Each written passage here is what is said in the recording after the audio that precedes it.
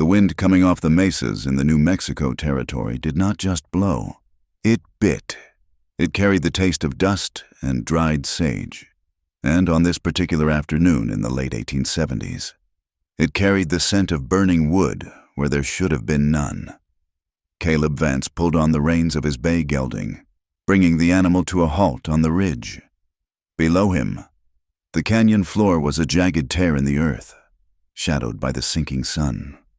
He had been in the saddle for 6 days, driving a small herd down to the railhead, and his bones ached with a dull, rhythmic throb that matched the gait of his horse. All he wanted was the silence of his own cabin and a fire that did not require him to sleep with one eye open. But the smoke was dark and oily, curling up from a cluster of boulders a mile to the east. It was not a campfire. It was too thick, too erratic. Caleb adjusted his hat, narrowing his eyes against the grit in the air. A wise man in this territory kept his nose out of trouble. Curiosity was a quick way to end up in a shallow grave. Yet the smoke pulled at him. If it was a range fire, it could threaten his grazing land near the Rio Puerco. If it was Apaches or Comanches, he needed to know their direction. If it was something else, well, leaving it unseen felt like a mistake he would pay for later. He turned the horse, guiding it down the shale slope. The animal picked its way carefully, hooves clattering on loose stone. As they descended, the smell grew stronger. It was the scent of scorched canvas and pine, mixed with something sharper, like old grease. When the camp came into view, it was already a ruin. A lean-to had been torched. The charred beams collapsed inward like broken ribs. A wagon stood on 3 wheels. The 4th smashed to splinters, its contents looted and scattered across the hard-packed dirt. It looked like a scene Caleb had seen a dozen times before.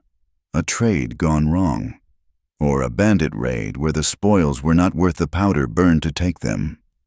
He drew the Colt Navy revolver from the holster at his hip, the weight of it familiar and reassuring.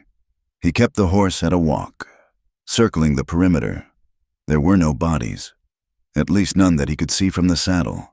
The silence was absolute, save for the wind whistling through the gaps in the rocks. Caleb dismounted. Tying the gelding to a scrub oak, he moved toward the smoldering ruins of the lean-to, his boots crunching on broken glass. He kicked aside a blackened coffee pot. The ground was churned up by hoof prints, dozens of them, heading south. Whoever had done this was long gone. He was about to turn back to his horse when he heard it. It was a sound so faint he almost mistook it for the shifting of the settling ash, a drag of metal on stone, a ragged intake of breath. Caleb froze. The revolver instantly leveled toward the sound. It came from behind the wrecked wagon, where a dark hollow had been formed by the collapse of the canvas cover. "Come out," he said, his voice rough from days of disuse. There was no answer, only a shiver of movement in the shadows. Caleb approached slowly, circling wide to keep the sun at his back. He reached the edge of the wagon and looked down. The breath left his lungs in a sharp hiss. A woman lay curled in the dirt, half hidden by the debris. She was small, her frame so thin that her shoulder blades pressed sharp against her pale, filthy skin. She wore only a torn chemise that was gray with grime and stiff with dried blood. Her hair, matted and dark, hung over her face like a curtain, hiding her features. But it was not her condition that made Caleb's stomach turn. It was the heavy iron chain looped around her left ankle, the other end padlocked to the solid oak axle of the wagon. She was not a survivor hiding from the attack. She was livestock that had been left behind. Caleb holstered his gun and knelt. The movement made her flinch so violently that her head cracked against the wheel spokes. But she did not cry out. She simply curled tighter, making herself small, as if trying to vanish into the earth. "I am not going to hurt you," Caleb said, keeping his hands where she could see them. She did not move. He could see the tremors running through her body, a ceaseless shaking that had nothing to do with the cold wind. He reached for the canteen at his belt, uncorking it. "Here," he said softly. "Water." He extended the canteen. For a long moment, she remained frozen. Then, slowly, she lifted her head. Her face was a map of violence. One eye was swollen shut, purple and angry. Her lip was split, and a bruise darkened the line of her jaw. but her good eye, a piercing shade of hazel, locked onto his with a terrifying intensity. It was not the look of a victim hoping for rescue. It was the look of an animal that knew the trap had finally closed. She looked at the water, then at him. Her lips moved, dry and cracked. "Stop," she whispered. The word was a rasp, barely audible. Caleb frowned. "Stop what? Stop," she said again, the volume rising just enough to carry the weight of a desperate warning. "He will kill you." Caleb paused. He looked around the desolate canyon, scanning the ridges. There was no one. The tracks were hours old. "Who will?" he asked. She did not answer. She just stared at him, her chest heaving. "I am not leaving you here," Caleb said firmly. He moved closer. She scrambled backward until the chain pulled taut. "Trapping her?" Caleb ignored her fear, knowing there was no time to coax her out of it.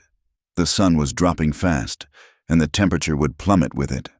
He examined the lock on the axle. It was a heavy, crude thing, rusted but solid. He did not have the key, and picking it would take time he did not have. He looked at the wheel. The axle was thick oak, but the fire had weakened the carriage structure nearby.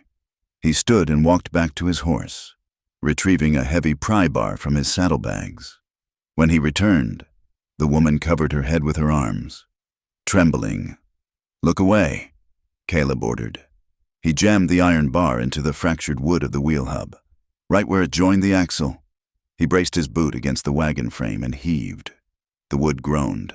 He pushed harder, putting his shoulder into it, grunting with the effort. With a loud crack, the retaining nut and a chunk of the axle sheared off. The wheel slumped, and the chain slid free. Caleb dropped the bar and knelt beside her again. She was free from the wagon, but the iron cuff was still locked tight around her ankle, trailing 3 feet of heavy chain. He would have to deal with that later. "Can you stand?" he asked. She tried. She pushed herself up on trembling arms, but her legs folded beneath her. She fell back into the dust, a sound of frustration escaping her throat. Caleb did not ask permission. He slid one arm under her knees and the other behind her back, lifting her. She was shockingly light, like a bird made of hollow bones. As he pulled her against his chest, she went rigid, her breathing stopping entirely. She held herself stiff, terrified of the contact, waiting for a blow that did not come. He carried her to his horse. The bay gelding snorted, smelling the blood and the fear on her. But Caleb murmured a steadying word, and the animal stood fast. He lifted her into the saddle, swinging up behind her. He unbuttoned his heavy wool coat and wrapped the sides around her, trying to shield her from the biting wind. She did not lean back against him. She sat upright, balancing precariously, holding herself away from his body as if his warmth was a threat. "We have a long ride," Caleb said, taking the reins. "You best lean back or you will fall." She did not listen. Caleb sighed, nudging the horse into a walk. They began the climb out of the canyon, leaving the ashes and the ghosts behind them. The ride to the Rio Puerco Valley was brutal. As night fell, the wind died down only to be replaced by a creeping, silent cold that settled in the marrow of the bones. Then, as if the land itself rejected their passage, the wind returned with a vengeance, whipping up the loose topsoil into a blinding sandstorm. For hours, they were ghost riders in a world of brown haze. The grit stung their faces and coated their eyelashes. Caleb pulled his bandana up over his nose and tried to shield the woman's face with the brim of his hat. She had finally lost the strength to hold herself away. She slumped against his chest, her head lolling on his shoulder, unconscious or simply exhausted beyond measure. Caleb kept one hand on the reins and the other wrapped firmly around her waist to keep her from sliding off. He could feel the sharp jut of her ribs through the thin fabric of her chemise. Every time the horse stumbled on the uneven ground, he felt her flinch in her sleep. He thought about what she had said. "He will kill you." The conviction in her voice had been absolute. Whoever had put her in those chains was not a man who made idle threats. But Caleb Vance was not a man who ran from shadows. He had carved a living out of this unforgiving land for 10 years. He had fought off wolves, drought, and men who thought they could take what was his. He would not abandon a woman to the coyotes just because a stranger might come looking for her. It was well past midnight when the shape of his ranch house emerged from the swirling dark. It was a sturdy structure of adobe and timber, built low to the ground to withstand the winds. A small barn and a corral stood nearby. Caleb rode directly into the barn, the sudden break from the wind bringing a ringing silence to his ears. He slid off the horse, his legs stiff, and reached up to help the woman down. She was awake now. As her feet touched the straw-covered floor, the chain dragged, the sound loud in the enclosed space. She swayed, and Caleb caught her arm to steady her. "Easy," he said. "You are safe here." She looked around the barn, her eyes darting to the pitchforks on the wall, the heavy ropes hanging from the rafters, the dark corners. She did not look like she felt safe. She looked like she was calculating exit routes. "Come inside," Caleb said. "It is warm." He led her toward the house. The chain left a serpentine track in the dirt behind her. Inside. The main room was cold, the fire in the hearth having died down to embers hours ago. Caleb sat her in the wooden chair by the table and immediately went to the fireplace. He added kindling and blew on the coals until flames licked up, casting a flickering orange light across the room. He added a heavy log, then turned to look at her. She sat exactly where he had placed her, hands gripping the edge of the seat until her knuckles were white. In the light, she looked even worse than she had in the canyon. The bruises were stark against her pallor. Her feet were bare, cut and bleeding. Caleb went to the kitchen pump and filled a basin with water. He grabbed a clean rag and a bar of soap, placing them on the table beside her. "I have some salve for the cuts," he said, "and food, but you should wash the dust off first." He stepped back, giving her space. "I will go tend to the horse." He left her there, knowing she needed the illusion of privacy, even if she was too weak to use it. Outside, he stripped the saddle off the bay and rubbed the horse down, his movements mechanical. His mind was racing. He needed to get that chain off her. He had a hacksaw in the tool shed, but it would be slow work, and she looked like she might shatter if he manhandled her too much. When he returned to the house 20 minutes later, she had wiped the worst of the soot from her face and arms. The water in the basin was black. She sat with the rag clutched in her hand, staring at the fire. Caleb moved to the stove and heated up a pot of beans and salt pork left over from before his trip. He placed a bowl in front of her and a piece of cornbread. "Eat," he said. She looked at the food with a hunger that was painful to witness, but she did not pick up the spoon. She looked at him, waiting. "Go on," he urged gently. She took a bite, then another, eating with a frantic speed that made him worry she would make herself sick. He poured her a cup of coffee, watching her over the rim of his own mug. "What is your name?" he asked. She paused, the spoon halfway to her mouth. Her eyes flickered to his, then back to the bowl. Silence stretched between them, heavy and thick. She did not answer. "All right," Caleb said. "You do not have to say it." He finished his coffee and stood up. "I need to get that iron off your leg." Panic flared in her eyes. She pulled her leg back under the chair. "It will fester if I leave it," Caleb said, his voice even. "I am going to cut it. I will not touch you more than I have to." He fetched the hacksaw and a thick blanket. He knelt on the floor. It took nearly an hour. The metal was thick, and he had to work carefully to avoid the saw slipping and biting into her skin. She sat rigid the entire time, her breath coming in shallow hitches. Caleb focused entirely on the metal, his large hands steady. When the final link snapped, the heavy chain fell away with a clatter. The cuff remained. He would need a smith to get that off without hurting her, but the weight was gone. Caleb stood up, wiping the metal filings from his trousers. "My bed is in the back," he said, gesturing to the only separate room in the cabin. "It has clean sheets. I will take the floor out here." She looked at the bedroom door, then at the rug in front of the fire where he was standing. She seemed confused. "Go on," Caleb said. "Sleep." She stood up on shaky legs. She took 2 steps toward the room, then stopped and looked back at him. She opened her mouth as if to speak, but no sound came. She turned and disappeared into the room, closing the door with a soft click. Caleb threw a buffalo robe onto the rug in front of the hearth. He lay down, placing his revolver within arm's reach. He stared at the ceiling beams, listening to the wind howl outside. He did not expect to sleep, and he was right. The nightmares began an hour later. It started with a whimper, a low, mournful sound that drifted through the thin wooden door. Then came the gasps, sharp and frantic, like someone drowning. Caleb sat up, his hand instantly on his gun before he remembered where he was. He listened. "No!" a voice cried out from the other room. "Please, no more!" It was followed by a scream that was strangled in her throat, turning into a choking sob. Caleb stood and walked to the door. He raised his hand to knock, to wake her, but he hesitated. If he went in there, a strange man in the dark, she might think he was the one from her dreams.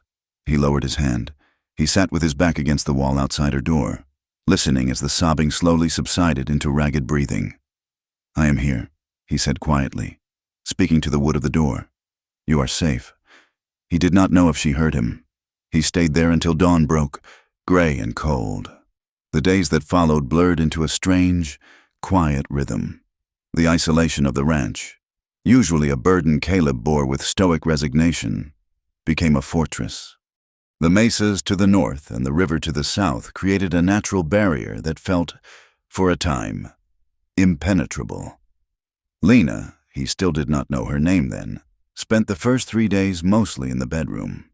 She came out only to eat or to sit by the fire, wrapped in the blanket he had given her. She watched him with the wariness of a feral cat.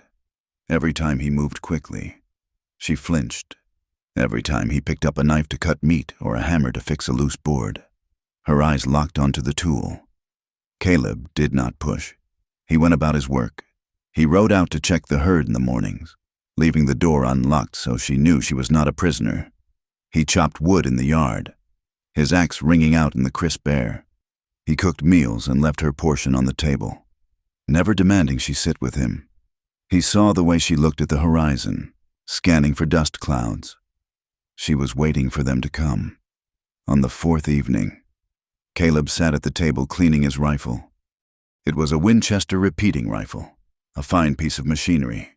He oiled the action, the smell of gun solvent filling the room. He looked up to find her standing in the doorway of the bedroom.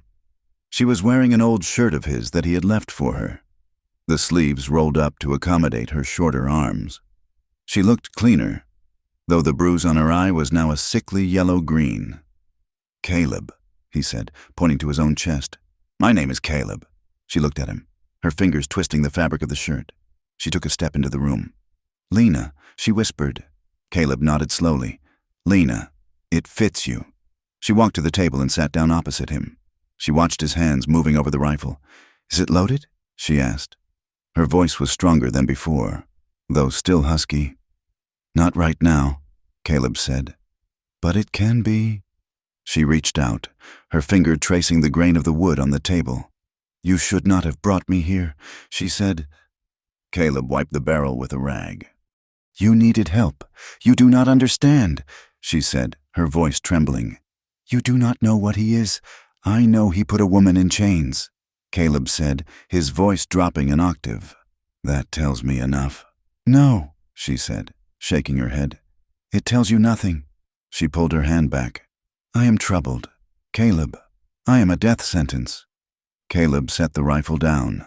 "I have been called worse." He stood up and went to the desk in the corner. He pulled out a sheet of paper and a bottle of ink. He dipped a steel pen and began to write. "What are you doing?" Lena asked. "Writing to the sheriff in Albuquerque," Caleb said without looking up, "telling him I found a woman held against her will, asking him to come out and take a statement." Lena laughed, a brittle, sharp sound that had no humor in it. "The sheriff?" she said. "You think the law comes out this far? You think the law cares about women like me?" Caleb stopped writing. He looked at the words on the page. To Sheriff Garrett. "Sir, I am writing to report a felony crime." He knew she was right. Albuquerque was a 3 days ride by the time a letter got there, and by the time anyone decided to care enough to saddle a horse, weeks would pass. And that was assuming the sheriff wasn't on the payroll of whoever Rig was. Caleb blotted the ink, but did not fold the letter. He left it on the desk. Maybe not, Caleb admitted. But I am a man who believes in doing things the right way until the right way does not work anymore. Lena stared at him. You are a fool, she said softly, but she said it without malice. The thaw happened slowly. It was not a sudden burst of trust, but a gradual erosion of fear. Lena started helping around the house. She swept the floors. She mended a tear in Caleb's coat.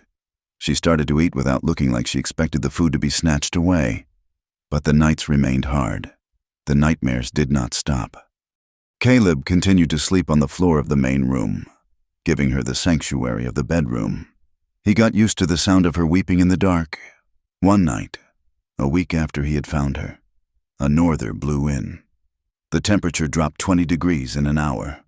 The wind howled around the eaves of the cabin, rattling the shutters. The cold seeped through the floorboards, defying the fire. Caleb lay on his buffalo robe, shivering slightly under the wool blanket. The fire was dying down, casting long, dancing shadows on the walls. The bedroom door creaked open. Caleb lifted his head. Lena stood there, wrapped in the quilt from the bed. She was shivering, her teeth chattering audibly. "I'm cold," she said. Her voice was small, like a child's. Caleb sat up. "The fire is low. I will build it up." "No," she said. "It is not the fire. The cold is inside." She took a step toward him. Her bare feet were blue on the wooden floor. "Can I?" She hesitated, swallowing hard. "Can I sleep out here?" Caleb looked at the narrow space on the rug. He looked at her terrified eyes. She was not asking for affection. She was asking for survival.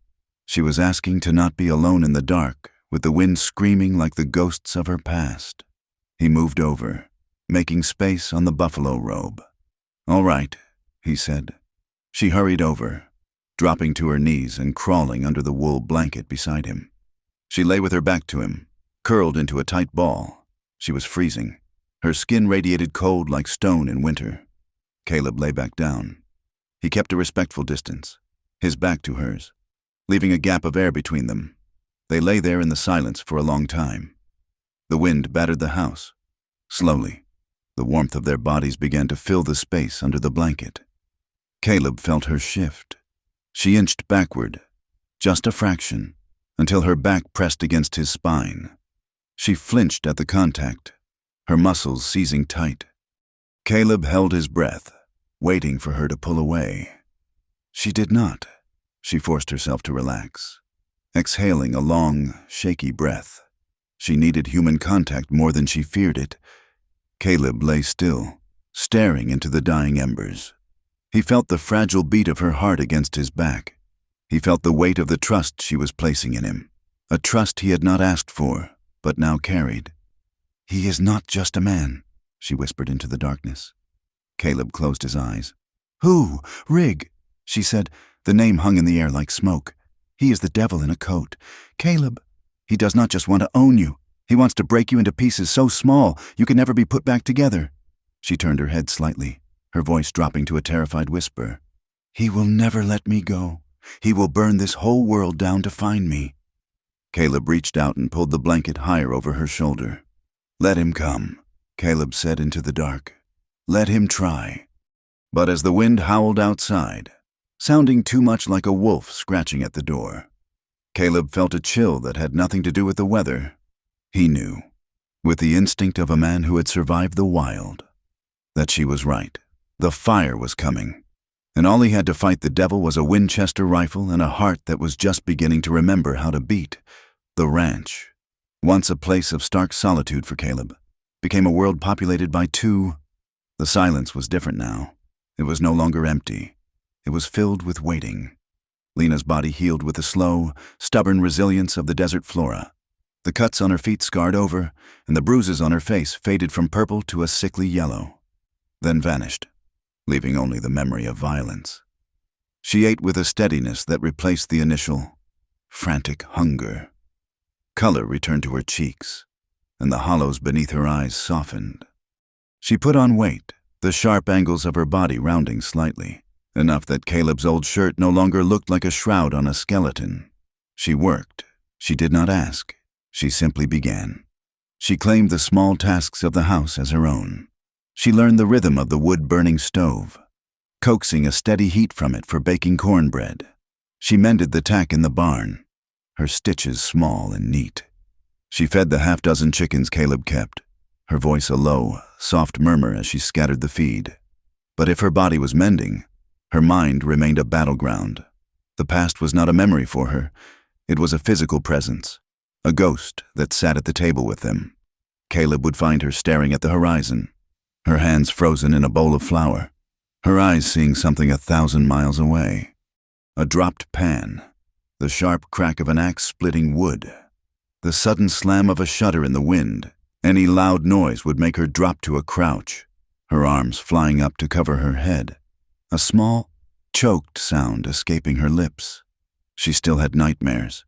But now, when she woke up gasping, she was not alone. Caleb, still sleeping on the floor by the hearth, would simply say her name, his voice a low rumble in the dark. "Lena, you are here. You are safe." He never lit a lamp. He never touched her. He just offered his voice as an anchor, and she would lie in the darkness, clutching the quilt, until her breathing evened out. He knew the time was coming. The letter to the sheriff, stained with a coffee ring, still sat on his desk. It was a useless gesture. The only law that mattered out here was the law one made for oneself. And Rig was coming. Caleb felt it in the cold ache of his joints. One afternoon, when the sun was high and the air was still, he took the Winchester from its pegs on the wall. Lena, who was scrubbing the table, froze, her eyes fixed on the rifle. "You need to learn this," Caleb said, his voice flat. She shook her head, her hands tightening in the rag. "I cannot." "You can," he said. "You must. I cannot be everywhere at once." "I hate them," she whispered. "The sound." "I know," Caleb said, "but hating a thing does not stop it from killing you. Get your coat." He led her 1/4 mile from the cabin, to a small arroyo where a stray shot would go nowhere but into a wall of dirt. He set up 3 empty tins on a rotted log. He held the rifle out to her. She looked at it as if it were a snake.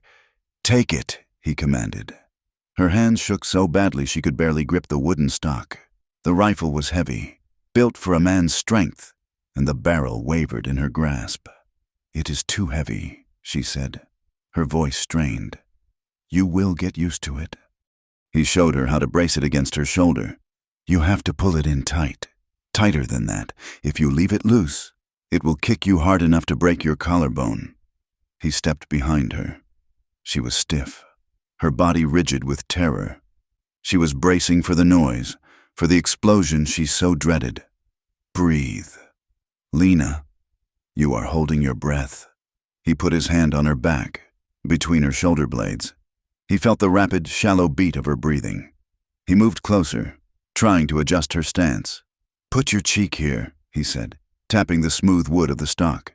"Sight down the barrel. Line up the front post with the rear notch." She squinted, trying to focus. She was trembling from head to foot. Caleb sighed, a sound of low frustration. This was not working. He stepped directly behind her, his body pressing against hers. He wrapped his right arm around her, his hand covering hers on the stock, his finger guiding hers to the trigger. His left arm came around her other side, his hand cupping the wooden foregrip, steadying the long barrel. She stopped breathing entirely. He was flush against her back, his chest solid against her shoulder blades. His chin was just above her shoulder, his breath stirring the fine hairs at her temple. "Now," he said, his voice a low murmur in her ear. "Squeeze. Do not pull. Just a slow, steady squeeze." She did. The explosion of the rifle was deafening in the quiet arroyo. The stock slammed back, but Caleb's body absorbed most of the recoil. The smell of sulfur and burnt powder filled the air. The tin can on the log remained untouched. Lena gasped, a shudder running through her entire frame. But it was not just the gunshot. It was the contact. It was the feeling of his arms around her, the solid, unyielding strength of him holding her, containing her. She was trapped, but not by chains, by him. "Again," he said. He did not move away. He stayed pressed against her, a human shield. He worked the lever, ejecting the spent cartridge and chambering a new one. "Line it up," he whispered. "Squeeze." She fired again, and again. On the fourth shot, she hit the dirt just below the log. "See," he said, "you are close." She was trembling, but it was different now. It was not the terror of the noise. It was a deep, internal tremor, a confusion of sensations. She had been held by men before, but it had always been violence. It had been the bruising grip of ownership, the prelude to pain. This was different. His hold was firm, but not cruel. It was steady. It was warm. The scent of him, sun-baked dust, leather, and soap, filled her senses. She could feel the hard muscles of his chest and the steady, slow beat of his heart against her back. "One more time," he said, in her ear. She lifted the rifle, her arms steadier now, supported by his. She sighted. She breathed in, pulling his scent deep into her lungs. She squeezed. The center tin flew from the log, spinning end over end. She stared at it, shocked. "I told you," he said. He stepped back. The sudden loss of his warmth was a shock, and she stumbled, the rifle suddenly heavy again. She turned to look at him, her face flushed, her eyes wide and confused. She looked scared, but not of the gun. She looked scared of him, and of the way her own body had betrayed her by craving his closeness. Caleb kept his face impassive. "Good," he said, taking the rifle from her. "That is enough for today." 2 weeks later, the flour sack was empty and the coffee tin held only dust.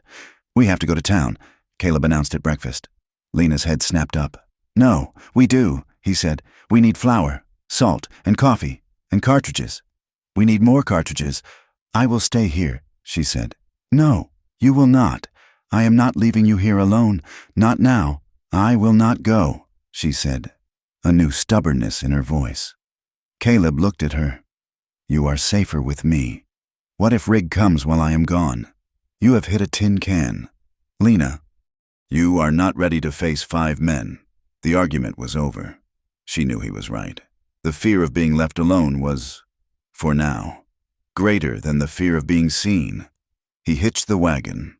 The ride to Socorro took half a day.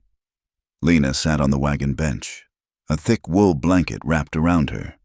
Though the day was not cold, she wore another of Caleb's shirts, tucked into a pair of his old trousers that he had cinched tight at her waist with a piece of rope. Her newly cut hair, she had taken a knife to it herself one night, hacking it short to her chin, was tucked under an old hat of his. She looked like a pale, thin boy. Socorro was a busy town, a dirty crossroads of cattlemen, miners, soldiers, and merchants. The main street was choked with wagons and men on horseback. Caleb pulled up outside the General Mercantile. "Stay here," he said. "No," she said, her voice tight. "I will not be left in the wagon." Caleb looked at her, saw the terror in her eyes. She was afraid he would not come back. He nodded. "All right, stay close." The store was dim and smelled of cured tobacco, pickle brine, and new denim. A few men lingered by the stove, though it was unlit. The storekeeper, a balding man named Silas, nodded at Caleb. "Mr. Vance," Silas said. "Been a while?" Caleb handed him the list. As Silas turned to weigh out the flour, the men by the stove turned their attention to Lena. She was standing just behind Caleb, trying to make herself invisible. It did not work. One of the men, a paunchy drifter with greasy hair, squinted at her. "Well, looky here," the man said, his voice carrying in the quiet store. "I know that face." Lena went rigid. "That is Riggs' property," the man said, a grin splitting his face, showing yellowed teeth. "I heard she got loose." The storekeeper froze, his scoop halfway to the flour sack. "Shut your mouth." "Jed," Silas whispered, darting a nervous look at Caleb. "Rig is offering $50 for her return." Jed continued, ignoring Silas. He stepped away from the stove, walking toward Lena. $50 for a used-up whore. Caleb turned. Slowly. He did not say a word. He simply placed himself between Lena and the man. "I saw her up in Santa Fe," Jed said, emboldened by Caleb's silence. "Rig used to parade her around, kept her on a leash." "He did." Lena let out a small, strangled sound. Jed reached out, his hand moving fast, and grabbed Lena's wrist where it stuck out of the coat sleeve. "What is a piece like you doing with a dirt rancher, huh? Rig wears you out?" It happened faster than a snake strike. Caleb's hand shot out, but he did not grab Jed's arm. He grabbed the front of his shirt, twisting it in his fist. He took one step and slammed the man backward. Jed's head hit the rough plank wall with a sickening crack. The man's eyes rolled back, and he slid to the floor in a boneless heap. The other men by the stove scrambled back, their hands raised. The store was utterly silent, save for the sound of Jed's labored breathing. Caleb turned back to the counter. He took a heavy gold coin from his pocket and dropped it on the wood. "That should cover the list," he said to Silas. "And the cartridges—" Silas, pale and sweating, nodded frantically. He loaded the sacks into a crate. Caleb picked up the crate, tucked it under one arm, and grabbed Lena's elbow with his free hand. He pulled her out of the store and into the bright, unforgiving sunlight. He loaded the crate and helped her onto the wagon seat. He did not speak until they were 2 miles out of town. The horses at a fast trot. That night, the quiet in the cabin was heavier than before. The trip to town had shattered their fragile peace. The world was no longer distant. It was at their doorstep. Caleb sat cleaning the rifle again. It was a ritual that seemed to calm his nerves. Lena sat by the fire, mending a pair of his socks, her hands moving with jerky, unsteady motions. She finally put the sock down and stood up. Caleb looked at her. Her face was pale, set in a look of grim determination he had not seen before. She walked to the door. "Where are you going?" he asked.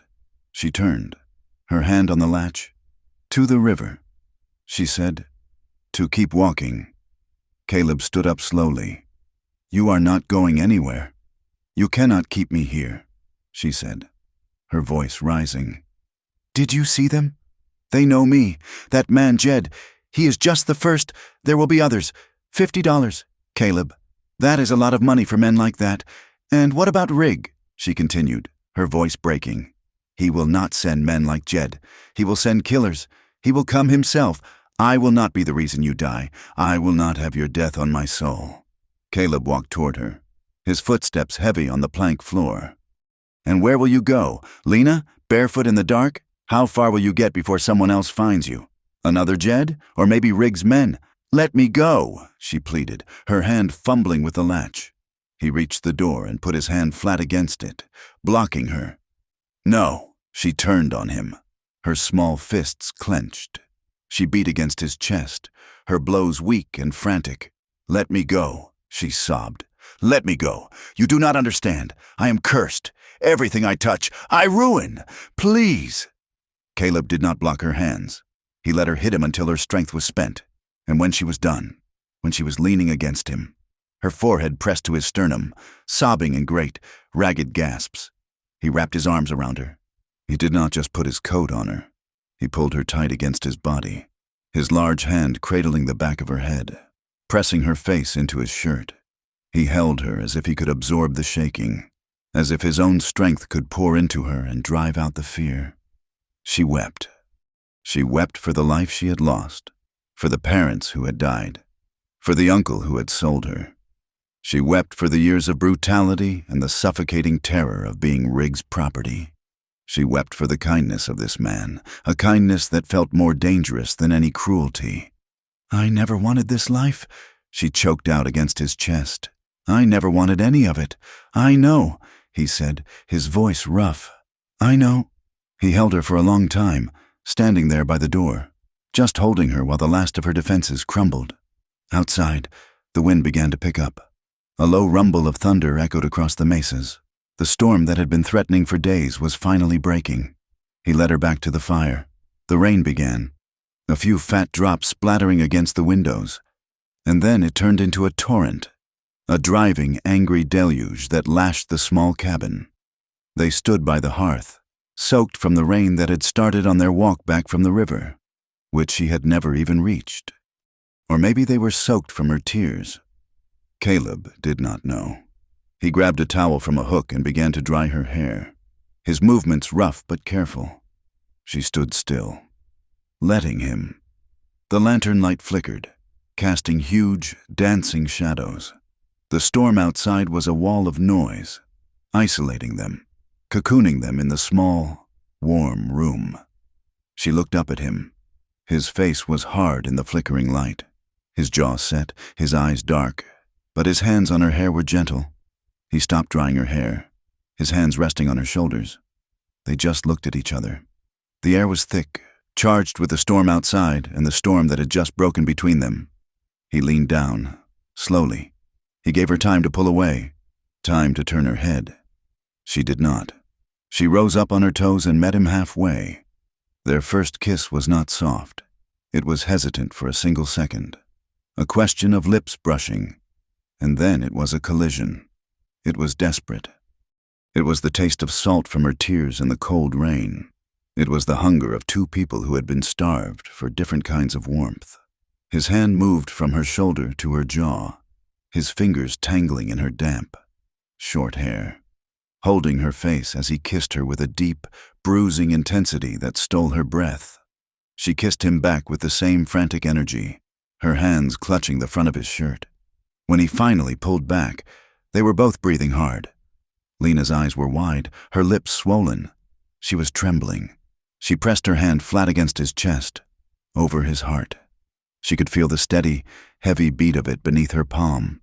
"You do not know what I have done," she whispered, her voice raw. "The things I did to stay alive. The men." Caleb covered her hand with his own, pressing her palm harder against him. "I know what you have survived," he said, his voice guttural. "That is all that matters." He kissed her again, slower this time, but no less deep. He lifted her easily, as if she weighed nothing, and carried her a few feet to the buffalo robe by the fire. He laid her down and followed, his body covering hers. This was not like the nightmares. This was not rig. This was a choice. He looked at her, his eyes asking the question his lips did not. She answered by unbuttoning his shirt, her fingers clumsy and shaking. He did not rush her. He let her lead. He let her, for the first time in her life, be the one to decide. They made love slowly, with an almost painful tenderness. Every touch was hesitant, then firm. Every caress was a discovery. The storm raged outside, a wild soundtrack to the quiet intensity in the cabin. The firelight painted their bodies in gold and shadow. Lena shook the entire time. It was not a tremble of fear, but a release of trauma. It was her body's way of letting go of years of abuse, of reclaiming itself.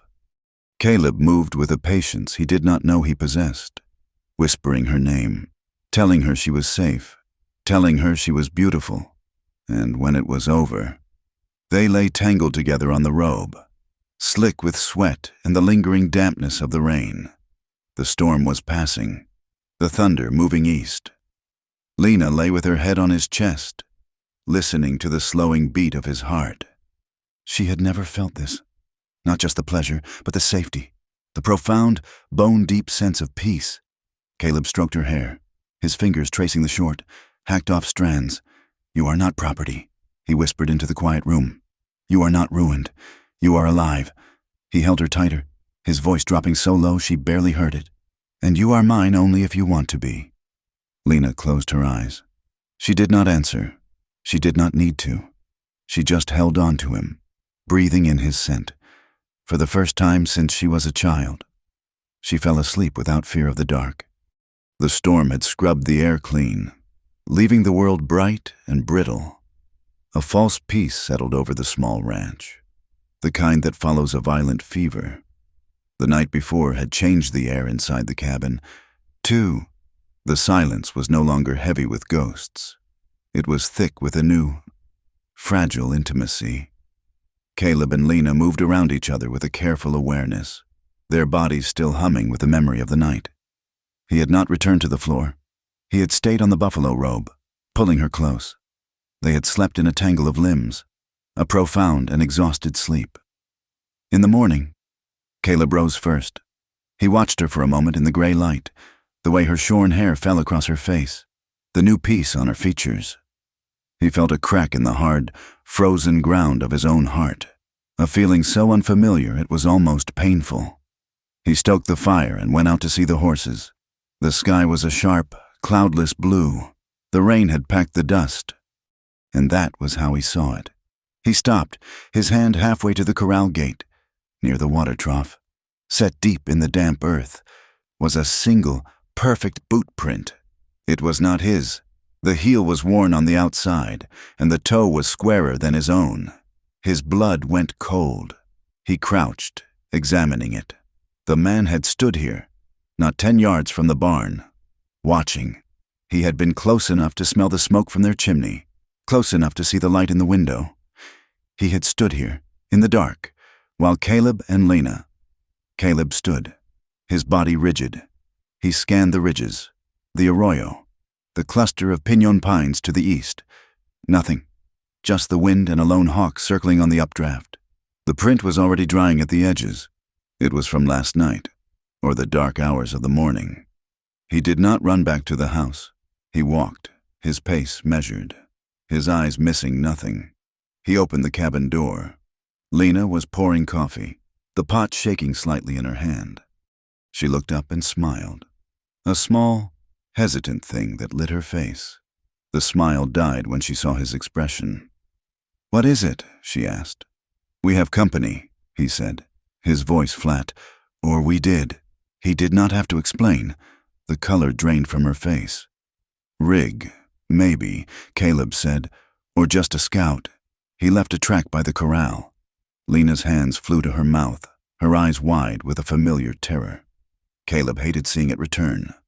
"No," he said, his voice sharp. Crossing the room to her, "Do not go back there. He is just a man, and he is not here now, but he will be." He took the coffee pot from her trembling hands and set it on the stove. "Today, we work," he said. "For the next 3 days, the ranch became a fortress." Caleb was a man possessed by a grim, focused energy. He brought in the heavy timbers he had been seasoning for a new shed and began to board up the windows, leaving only a narrow slit in each, wide enough for a rifle barrel. Lena watched him for the first hour, her fear making her useless. She sat at the table, twisting her hands, until Caleb slammed a hammer down in front of her. "I cannot do this alone. Lena, I need your hands, but I do not know how," she whispered. "You will learn." He showed her how to hold the hammer, how to set the nail. Her first few blows were clumsy, bending the iron. He did not yell. He simply took her hand, adjusted her grip, and made her do it again. "Hammer nails," he said, his voice a low growl. Think of his face with every blow. She did. The fear began to burn away, replaced by cold, sharp rage. The sound of her hammer, at first timid, became steady, then rhythmic, echoing Caleb's. They worked as a team, reinforcing the shutters, strengthening the heavy plank door with 2 more cross beams. He took the revolver from his trunk, a heavy Colt Peacemaker. He cleaned and oiled it, then laid it on the table. "The rifle is for distance," he said. "This is for when they are close. This is for when they are in the room with you." She recoiled from it. "I cannot. Caleb." He grabbed her wrist, his grip hard. "Yes, you can. You will. You are not a victim. Lena, you are a survivor. Now, survive this." He took her outside, away from the house, and made her shoot. The first shot, a deafening explosion, made her drop the gun and sob. "Pick it up," he commanded. She did. Her hand shook, her arm ached, but she picked it up. He made her fire all 6 rounds into a tree trunk. "Reload," he said, handing her the cartridges. She fumbled with the shells, her fingers numb, but she reloaded. They stayed out there for an hour, until the smell of gunpowder clung to her and her ears rang.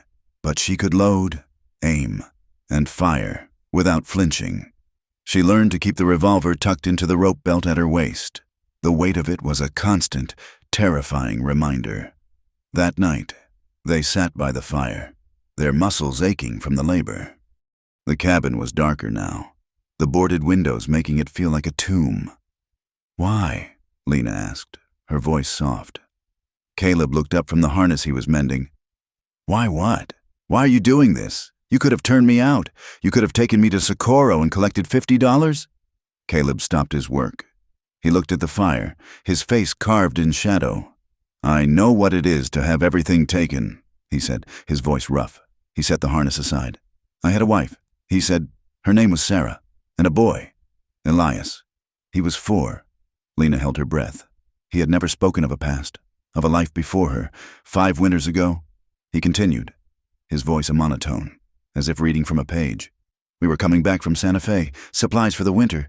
A storm came up, a bad one. Blew in faster than I had ever seen.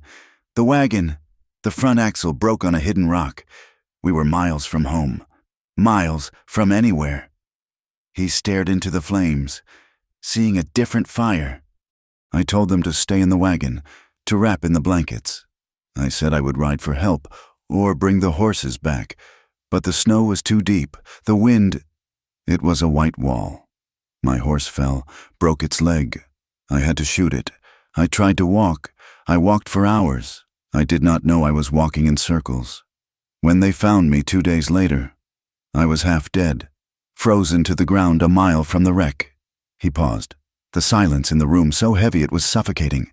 They found Sarah and Elias in the wagon. He whispered, they had frozen, just frozen. Elias was in her arms. She had been trying to keep him warm. He closed his eyes.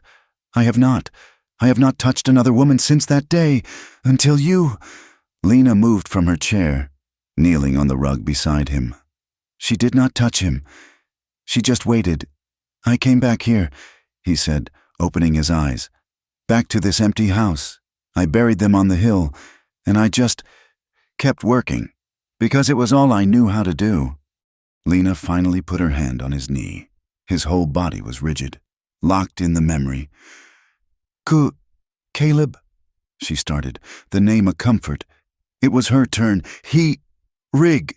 He got me from my uncle, she said, the words tumbling out in a rush. After my parents died of fever. My uncle, he said I was just another mouth. He sold me for a horse and a bottle of whiskey. Caleb's hand came up, covering hers, his grip crushing. I was 15, she said, her voice hollow. Rig. He liked me young, but I learned to be quiet. I learned to be what they wanted. But one night, there was a man, a miner. He was not like the others. He was kind. He gave me this. She touched a small, faded scar on her wrist. He gave me a piece of bread. He did not hurt me, and I went with my child. Caleb's head snapped toward her, his eyes locking on hers. I tried to hide it. She sobbed, the tears coming now, hot and fast.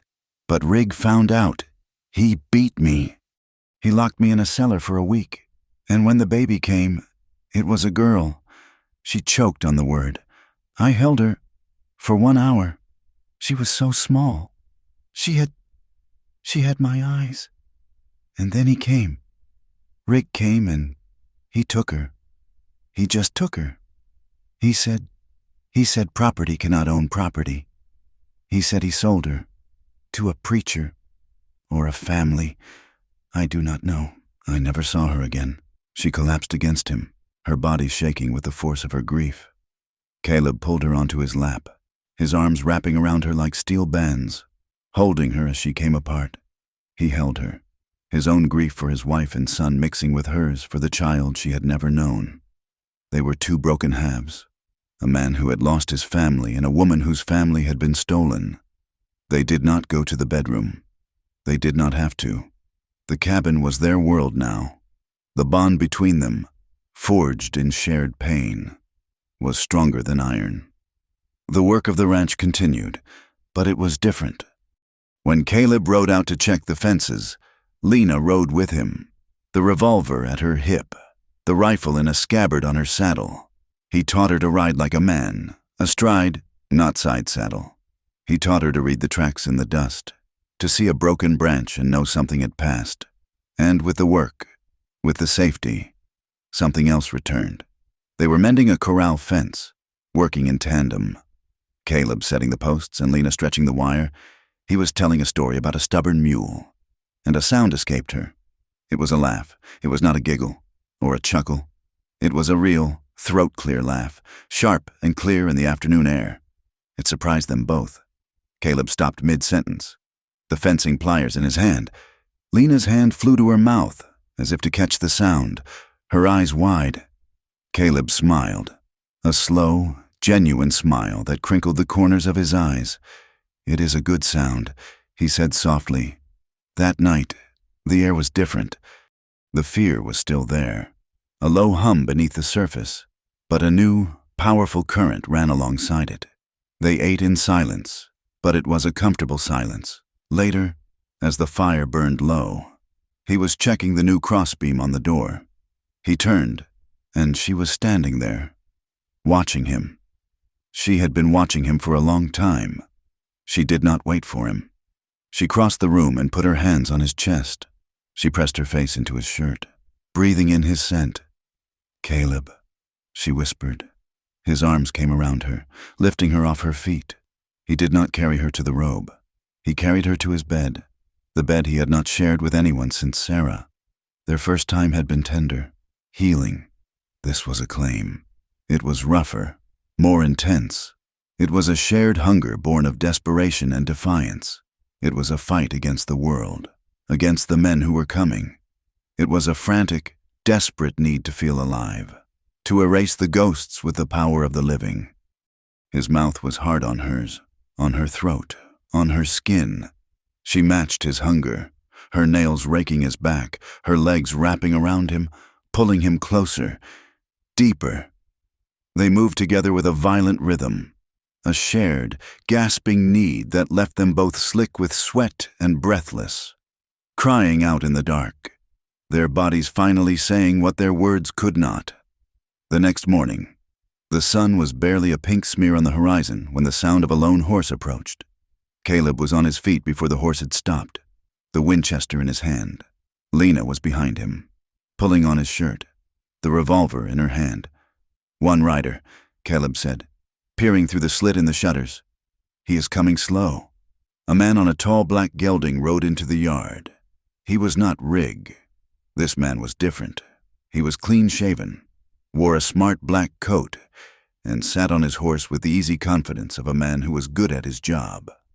He stopped 20 yards from the cabin, his hands in plain sight on the saddle horn.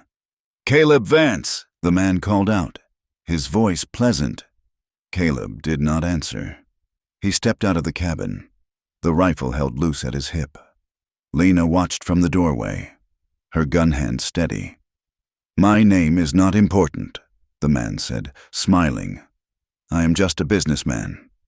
Mister, Rig has hired me to retrieve some stolen property." Caleb's face was stone. "Mister, Rig is a patient man," the bounty hunter continued. "But his patience is running thin. He is offering $100 for the woman's return. No questions asked. You just hand her over, and we all go on with our lives. She is not property," Caleb said, his voice a low growl. The man's smile faltered. "Friend, do not make this difficult. I am not the one you should be worried about. I am the polite option. If I ride back empty-handed, the men he sends next will not stop to talk." Caleb raised the rifle to his shoulder. "You have got 1 minute to be on the other side of that ridge." The bounty hunter sighed, as if disappointed. "Mr. Vance, I advise you." The shot was a deafening crack. Caleb had not aimed at the man. He had aimed at the canteen hanging from his saddle. The tin exploded, spraying water over the horse's flank. The gelding reared, neighing in terror. The bounty hunter fought for control, his face pale, his eyes wide. He had not even seen Caleb aim. When the horse was calm, the man looked at Caleb, his pleasant mask gone. His eyes were cold and reptilian. "You just made a terrible mistake. Vance," he hissed, "Rig will know where she is now. He will know you are protecting her, and he will come. He will burn you to the ground." The man spun his horse around and galloped away, his back rigid with fury. Caleb watched him go, his knuckles white on the rifle. He went back inside the cabin. Lena was standing by the table, her face ashen, He is right, Caleb said. Already moving. We have to leave. Pack what you can. Food, ammunition. We head north, into the mountains. He was grabbing saddlebags, a sack for oats. No. Caleb froze. He turned to look at Lena. She had not moved. What did you say? No, she said, her voice quiet, but with a new, unshakable core of steel. I am not running. Lena, you heard him. He is coming. I know, and he will keep coming. If we run, he will follow. If we hide, he will find us. He will never stop. Not until I am dead, or he is— She walked to him, placing her hand on his arm. I have been running my whole life. Caleb, I am done. I will not live like that. I want this to end. Here, on our terms. Caleb looked at her. He saw the fear in her eyes, but he also saw a strength he had never seen before. She was not the broken thing he had found in the ashes. She was a woman made of iron. He nodded. A single, slow gesture. All right, he said. We make our stand. The mood in the cabin shifted. The frantic energy of escape was replaced by a cold, methodical preparation for war. Caleb did not pack. He went to his tool chest and pulled out a small lead pot and a bullet mold. He built up the fire, melted down his spare lead, and began to cast bullets, one by one. The rhythmic tink-tink-tink of the lead dropping from the mold was the only sound. Lena watched him for a long time. Then she walked to the small, cracked mirror they used for shaving. She looked at her reflection. She saw the short, chin-length hair, the face that was still healing. It was still Riggs' face, the face he had owned. She picked up Caleb's heavy skinning knife from the table. Caleb stopped his work, watching her. She went back to the mirror. With her left hand, she grabbed a thick handful of her dark hair. With her right, she sawed at it, the blade catching. She hacked at it, tufts falling to the floor. She did not stop until her hair was shorn close to the scalp, a brutal, jagged cut that left her looking like a new, raw recruit. She set the knife down, her chest heaving. She looked at her reflection. The woman staring back was a stranger. She was not pretty. She was not Riggs. She was terrifying. She was ready. Night fell. The cabin was a fortress. The rifles were loaded. The revolvers were at their hips. They sat at the table, the new bullets in a neat pile between them. Lena looked at Caleb in the dusk light. His face was hard, his eyes scanning the dark, his hands resting on the table, near his gun. She knelt beside his chair. He looked down at her, surprised. She took his large, calloused hand in her two small ones. No man has ever fought for me before, she whispered, her voice thick. Not like this. Caleb's jaw tightened. He turned his hand, his fingers lacing with hers. He did not say anything. He just squeezed her hand. A promise. They waited. The silence of the night was a taut wire, vibrating with anticipation. They waited. They watched the shadows, took turns sleeping in 2-hour shifts, the rifle or the revolver always in hand. But the bounty hunter's threat did not materialize. Not that night, nor the next. The waiting was its own kind of torture. It frayed their nerves, made every rustle of the wind in the pinions sound like a boot on gravel. On the third morning, Caleb threw his coffee dregs into the dirt. We cannot just sit here, he said. He is toying with us. Or he is gathering his men. Either way, we are 2 guns. It is not enough. Where are we going? Lena asked. She was already reaching for the revolver at her hip. The movement was becoming natural. There is a man. Amos, Caleb said, pulling his saddle from the barn wall. He has a homestead about 10 miles north, up near the Malpais. We fought in the same company back in the war. He owes me his life. He owes you, Lena said, her voice flat. Does he know Rig? Caleb paused. The heavy saddle in his hands. Everyone knows Rig. But Amos is a square man. He will help. They rode out, not on the main track, but through the broken, rocky arroyos, keeping to the low ground. Lena, with her shorn hair and the gun at her waist, rode with a grim competence, her eyes constantly scanning the ridges. The landscape that had once felt like a sanctuary now felt like an open grave, every boulder a potential ambush point. Amos Fry's homestead was smaller than Caleb's, but it was crowded with life. Chickens scattered as they approached, and a hound dog set up a furious barking. A woman with a flour-dusted apron, her face worn with work, came to the cabin door, a tow-headed child clinging to her skirts. "Amos!" Caleb called out, keeping his hands high. "It is Caleb Vance!" The dog quieted at the sound of its master's voice from the barn. A moment later, Amos emerged. He was a shorter, stockier man than Caleb, with a thick beard and cautious eyes. He wiped his hands on a rag, his gaze flicking from Caleb to Lena and back again. "Caleb," he said, his voice neutral. "It has been a long time. What brings you this far out?" Amos's wife, Martha, stayed in the doorway, her expression one of deep suspicion. Caleb dismounted. "I need your help." "Amos." He told him about finding Lena, about the bounty hunter, about Rig. As he spoke, Amos's face went from cautious to pale. The rag in his hands twisted, tighter and tighter. Martha stepped out onto the porch, her face hard. "Amos," she said, her voice sharp. "Get in the house." Amos looked at his wife, then back at Caleb, his eyes full of a terrible, sick apology. "Caleb, I cannot," he whispered. "You owe me." "Amos," Caleb said, his voice low and dangerous.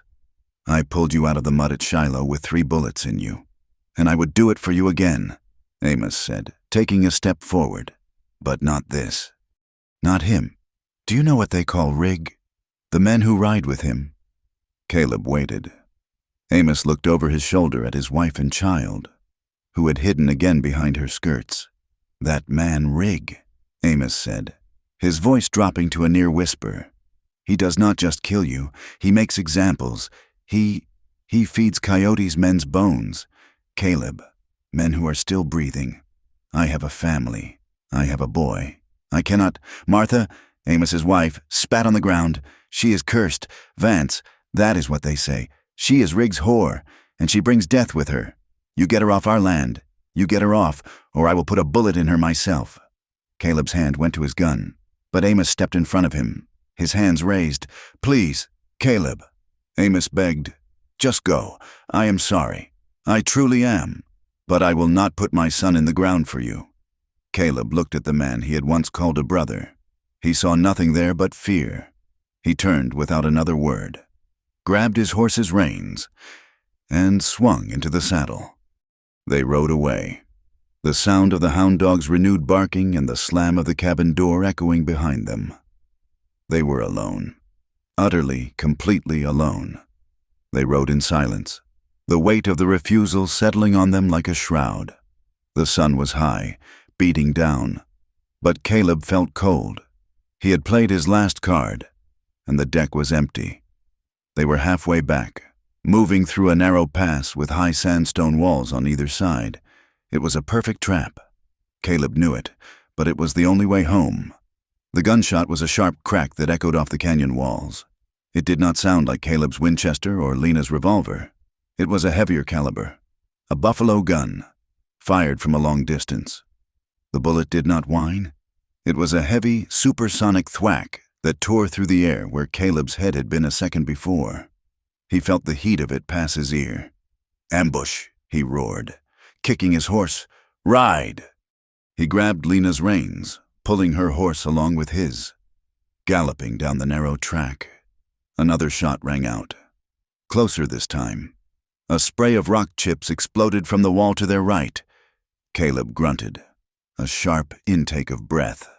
He felt a searing, white-hot pain rip across his left shoulder. He had been hit. They rounded a bend, out of the line of fire, and did not stop. They rode hard, flat against the horses' necks, until they burst from the arroyo onto the open plain in front of their ranch. Caleb pulled his horse to a skidding halt and slid from the saddle, his left arm hanging useless. Lena was off her horse a second later, her face ashen. "You are hurt. It is a graze," Caleb bit out, clamping his right hand over the wound.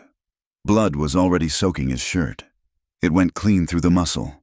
They scrambled into the house, barring the door.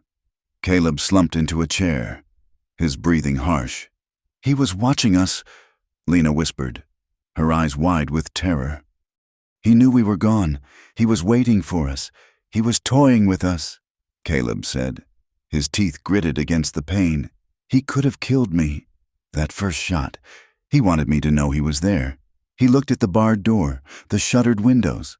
The house was a trap. They knew where we were. They could surround it, set it on fire." Caleb pushed himself to his feet, swaying. "The barn," he said. "What? The barn. It is bigger. More angles. The loft. We go to the barn. Tonight." Lena tore a strip from a clean sheet and began to bind his shoulder. Her hand surprisingly steady. The terror was still there, but the rage was stronger. "The ranch is not safe," she said. "No," Caleb agreed. "It is not, but it is the only place we have to stand." That night, they did not light a lamp. In the pitch darkness of the barn, they worked. The smell of hay and old leather was thick, comforting. Caleb, his arm in a crude sling, directed Lena. "There are loose planks behind the main stall," he whispered, his voice strained with pain. "Pull them back. They worked by feel." Lena pulled the heavy boards away, revealing a hollow space between the barn's inner and outer walls, a space Caleb had used to store seed. "It is not big enough," she said. "We make it bigger," he said, with a handsaw, his face pale with sweat. Caleb cut 2 more planks, widening the opening. He did it slowly, muffling the sound of the saw with a horse blanket, stopping every few seconds to listen to the night. It took over an hour. When they were done, there was a dark, narrow space, just large enough for one person to curl up in. Caleb pushed a bale of hay in front of the opening. From the outside, it looked like nothing. "If they come in, Lena," he said, his voice a low, urgent whisper in the dark. If I go down, you get in here. You pull the boards closed. You stay. You do not make a sound. You wait until they are gone." "I will not leave you," she said, her voice fierce. "You will," he commanded. "You will live. That is how we win." He pushed something into her hand. It was cold steel, but it was not a gun. It was his heavy skinning knife. She tried to pull her hand away. "I do not." He closed her fingers around the hilt. "When they are close, Lena. When the gun is empty, or when they are on top of you. This is not for killing. This is for stabbing. You go for the throat, or the eyes, or under the ribs. You push and you twist. You do not stop until they stop." He grabbed her hand and guided it, showing her the motion. An upward, brutal thrust. The reality of it, the intimacy of the violence he was describing, shattered her. She pulled her hand back and turned away, a sob tearing from her throat. She crumpled onto the hay, weeping, not in fear, but in a deep, profound despair. Caleb knelt beside her, his good arm pulling her against his chest. He held her, his own body rigid with pain and exhaustion. "I know," he murmured into her shorn hair. "I know." They did not go back to the house. They climbed the ladder to the hayloft, the driest, most defensible point. They wrapped themselves in buffalo robes, the cold of the night seeping into their bones. Caleb held her, his back against a post, the Winchester across his lap. His wounded shoulder throbbed with every beat of his heart. I never thought I would feel again," he whispered into the darkness. "After Sarah and Elias, I was just dead, a walking corpse, just waiting for the ground." Lena turned in his arms, her face buried in his chest. "I think about her," she whispered, her voice muffled. "My daughter. I think about her every day. I do not even know her name. I wonder if she has my eyes. I wonder if she is safe." She clutched his shirt. "I see her face when I sleep, Caleb, but it is always the face of a baby. She would be 6 now, 6 years old." Caleb's good arm tightened around her. He pressed his lips to the top of her head. "We will find her," he said, the words a vow, spoken into the void. "What?" she asked, pulling back to look at him, though she could not see his face in the dark. "When this is over, when he is gone, we will go north. We will find that preacher. We will find her. Somehow." It was a promise of a future that felt impossible, a dream in the middle of a nightmare, but it was an anchor. Lena looked at him, and the desperation that had been building in her, the terror and the rage, coalesced into something else, a fierce, burning need. This man had given her back her life. He had given her a future. However slim, she did not want to die. But if she was going to die, she would die as a woman, not as property. She moved, shifting her weight, climbing onto his lap, straddling him. Caleb's breath hitched, his hand moving to her waist. "Lena, you're—" he started, wincing as she brushed his wounded shoulder. She kissed him, hard, stopping his words. It was not a kiss of tenderness. It was a kiss of possession. It was raw and deep and full of the metallic taste of their shared fear. This was not healing. This was a war. She moved against him, her body rocking, desperate to feel alive, loved, free. Her hands were on his face, in his hair. She was setting the pace. She was in control. Rig had stolen her body, her child, her name. He had told her she was nothing, a thing to be used, a vessel for his cruelty. He had told her she would never feel pleasure, never give herself freely. She leaned down, her lips brushing his ear as she rode him, their bodies moving together in a frantic, desperate rhythm. "Take it," she whispered, her voice hoarse, guttural. "Take what he said I would never give." The end came with the dawn. The light was a cold, sickly gray, filtering through the cracks in the barn wall. Caleb was awake. He had not slept. He sat Lena, a heavy, warm weight, asleep in his arms, and watched the world turn from black to gray. His shoulder was a deep, fiery ache. His heart was a stone. And then he saw it. On the eastern horizon, 5 miles distant, a thin, dark plume of smoke rose straight into the still morning air. It was not a campfire. It was too thick.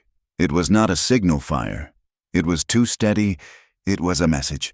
They were burning something, a homesteader's cabin, or a line shack.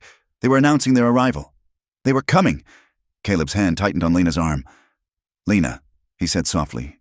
She woke instantly, her body tensing, her eyes flying open. "Look," he said, nodding to the crack in the wall. She scrambled to her knees and peered out. She saw the smoke. She did not cry. She did not tremble. Her face settled into a mask of cold, hard resolve. They got down from the loft. Caleb walked to the corner of the barn, where an old, long-neglected wooden trunk sat. He opened it. Inside, nestled on a bed of old wool, was a rifle. It was not a repeater. It was an old Hawken, a heavy, single-shot rifle from his father's time.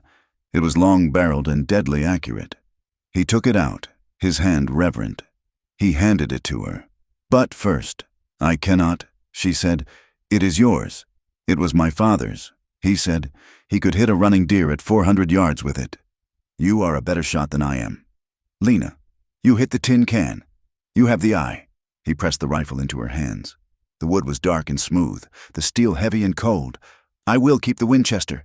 I can fire faster, from the hip if I have to," he said, gesturing to his wounded arm. You take this. You find a spot in the loft. You make every shot count." He placed his good hand on her shoulder. "We will end this," he said, his eyes locking on hers, "or we die honest." Lena nodded, her throat too tight to speak. She gripped the heavy rifle, her knuckles white. Keiko picked up the Winchester. Together, they walked to the barn door and pushed it open just enough to look out at the cold, gray morning and the dark promise of the rising smoke. The smoke was a promise. It climbed the pale morning sky, a dark pillar announcing the arrival of a force that did not bother with stealth. They were past that. The bounty hunter had been the polite inquiry. This was the bill. Caleb stood at the crack in the barn door, the Winchester heavy in his good hand. His left shoulder was a mass of fire, the grays from the canyon pass throbbing with a deep, sickening ache. "They are here," he said. Lena was already in the loft, her small body nearly invisible in the shadows. She had the Hawken, its long, heavy barrel resting on a bale of hay, aimed through a gap in the slats that overlooked the entire yard. She also had the revolver, tucked into her rope belt, and the skinning knife. She was an arsenal of desperation. They came over the ridge not as a charge, but as a slow, deliberate procession. 5 riders. They fanned out, their horses kicking up dust, their forms dark against the rising sun. In the center, a man sat on a magnificent black stallion, a horse that stood out from the others. He was taller than his men, and where they were ragged, he was precise. He wore a long, dark coat, clean even after a hard ride, and a flat-brimmed black hat, even from 100 yards. Caleb could feel the man's presence. It was an aura of absolute control. Rig. He did not ride into the yard. He stopped just out of easy rifle range, a general surveying a battlefield. His 5 men dismounted, rifles in hand, and began to move. 2 went wide toward the house. 3 advanced on the barn. Caleb, his heart hammering against his ribs, pulled back from the door and barred it. He looked up at the loft. Lena was a shadow, unmoving. She was waiting. "All right," he whispered, more to himself than to her. "Let them come." He moved to the side of the main door, his back against the rough-hewn wall. He was wounded, and he knew they would expect him to be in the loft with the woman. He would use that. The silence was deafening. He could hear the straw rustle as Lena shifted her weight. He could hear his own blood roaring in his ears. One of the men reached the house. A boot kicked the door. It was held. Then, the sound of breaking glass. They were inside the cabin. Good, Caleb thought. Let them waste time there. A voice, rough and nervous, called out from near the corral. "Vance, we know you are in the barn. Rig just wants the woman. Send her out, and he might let you live." Caleb did not breathe. He heard footsteps crunching on the gravel just outside the barn wall. They were close. A shadow fell across the crack of the door.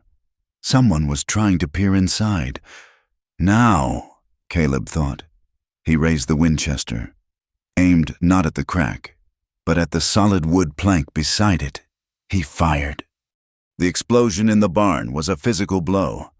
The rifle kicked hard against his good shoulder, sending a fresh wave of agony through his wounded one. A scream from outside, high and sharp, was cut short. One down. Gunfire erupted. Bullets punched through the barn walls, splintering the dry wood. Whump, whump, whump. They were firing blind, trying to flush him out. Caleb dropped to his belly, crawling behind a heavy watering trough, the air filling with acrid smoke and splinters. From the loft, a different sound, the deep, heavy boom of the Hawken. It was a sound that spoke of power and finality. A second scream, this one ending in a wet gurgle. Caleb risked a look through a gap. One of the men who had been firing from behind the wagon had pitched forward, a dark stain spreading on his chest. "Two. Lena," he breathed. "Good girl." He heard her scrambling in the loft, the frantic movements of her reloading the heavy, single-shot rifle.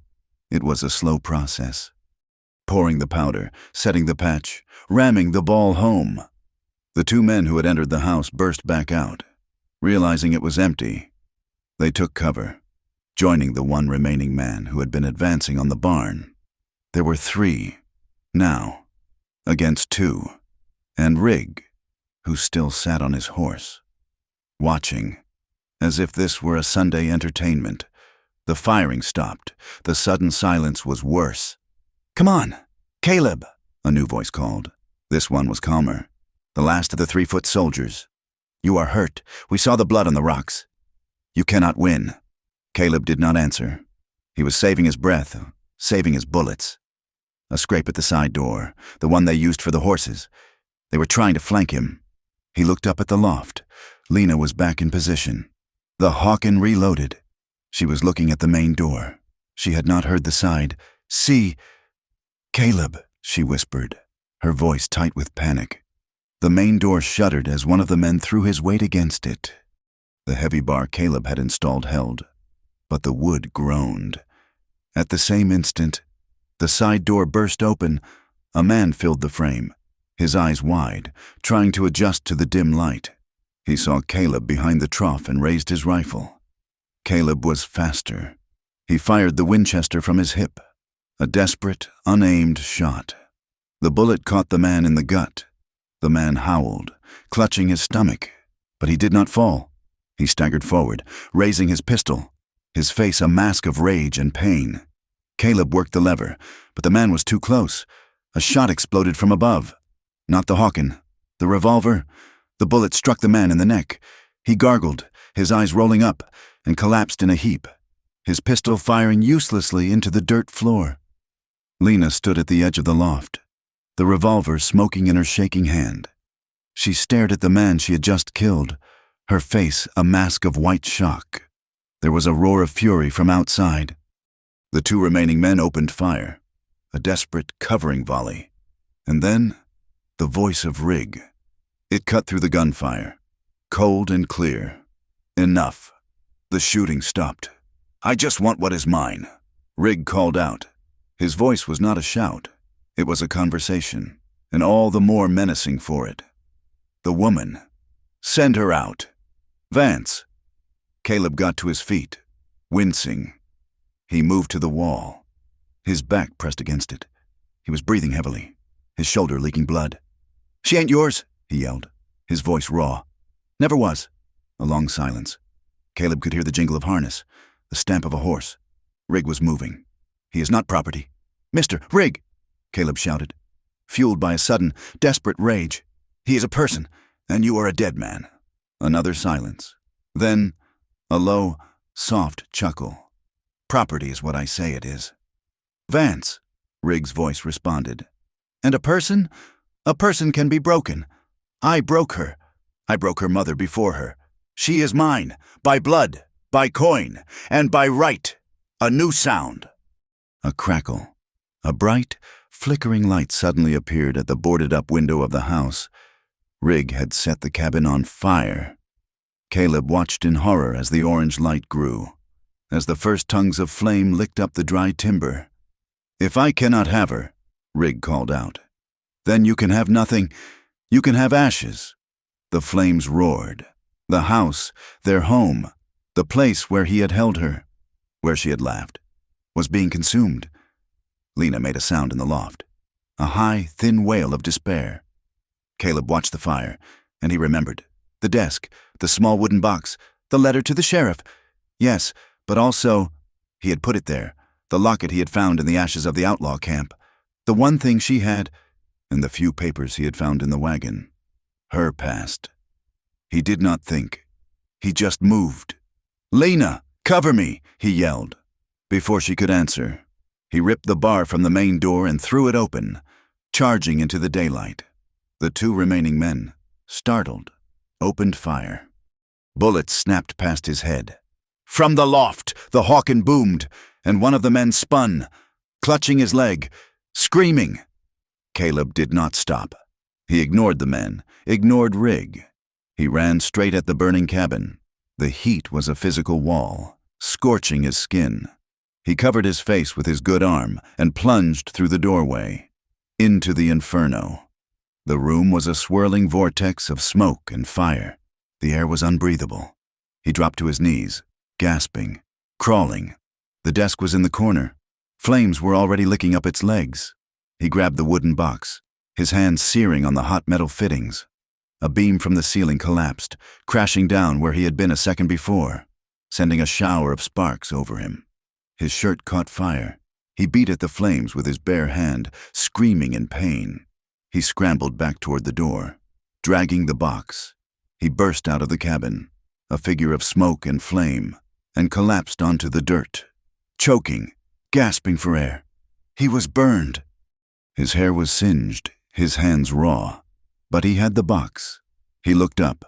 Rigg was off his horse. He stood 10 feet away, a long-barreled revolver in his hand, aimed at Caleb's head. The last of his men, the one Lena had wounded in the leg, was on the ground, trying to crawl away. "So," Rigg said, his voice laced with a cold amusement, "the rancher plays with fire." He was a handsome man, Caleb realized, in a sharp, brutal way. Dark eyes, a clean jaw, a thin, cruel mouth that was curved in a slight smile. He looked at the smoking, broken man on the ground with utter contempt. "You have caused me a great deal of trouble.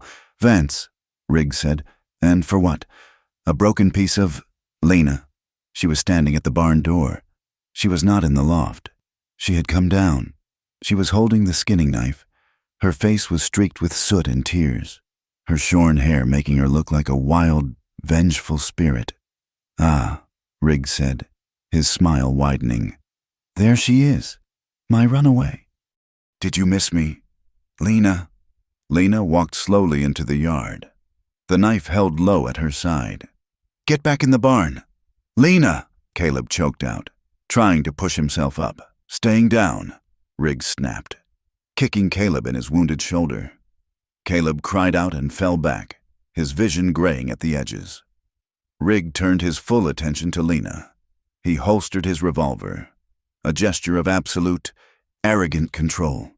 "Look at you," he said, circling her slowly. "The hair, the ridiculous clothes. Did this animal do this to you? I will have to punish you severely for this. We will start by skinning him, right here, and I will make you watch." He took another step, his hand outstretched, as if to grab her. "Lena!" She was shaking. Her whole body was a single, violent tremor. But she did not retreat. "No," she whispered. "What did you say?" Riggs asked, his smile vanishing. "No, more." She lunged. It was not a trained move. It was the desperate, feral attack of a cornered animal. She was too fast, too close. Riggs, surprised by her defiance, tried to grab her wrist, but she was inside his guard. She drove the knife up, just as Caleb had taught her. Up, under the ribs, with all of her weight. Riggs roared. It was not a human sound. It was a sound of pure, shocked agony. He stumbled back, his hand flying to the knife hilt buried in his stomach. His eyes, wide with disbelief, fixed on her. Lena stared back, her hand still raised, frozen. He is the devil, she thought, in a moment of pure, cold terror. Riggs' face contorted. The mask of control was gone, replaced by a terrible, naked rage. He drew his revolver. He was wounded, dying, but he would kill her. He raised the gun. Caleb saw it. He was on the ground, his vision swimming, the world a blur of smoke and pain. But he saw the gun rise.